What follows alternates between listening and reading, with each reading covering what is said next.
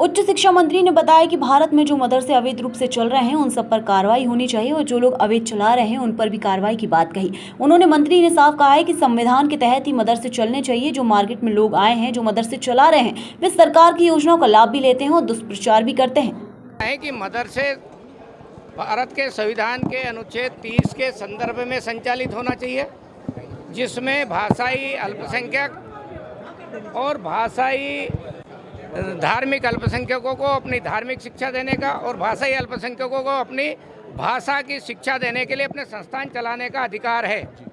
लेकिन भारत के संविधान के अनुच्छेद 29 और 30 का दुरुपयोग करते हुए जो मार्केट में आए हैं, बाजार में आए हैं, वो लोग उस संस्थान में अल्पसंख्यक होते ही नहीं हैं और केवल संचालित करने वाले लोग होते हैं जो शासन की योजनाओं का लाभ लेते हैं और दुष्प्रचार में भी शरीक होते हैं। इसलिए इसकी फिर से व्यापक एक बार चर्चा होना चाहिए और सही अर्थों में भारत के संविधान के अनुच्छेद के अनुसार उनका एक प्रकार नियम प्रक्रिया तय होना चाहिए।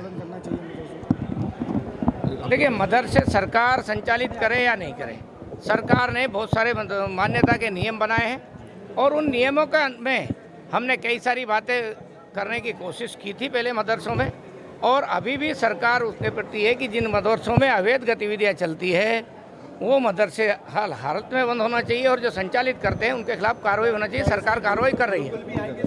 देखिए, मेरी बात सुनिए, इस देश के हिंदुओं को संविधान के अनुच्छेद 30 में उल्लेख नहीं होता है, ये केवल अल्पसंख्यक लोगों के लिए होता है।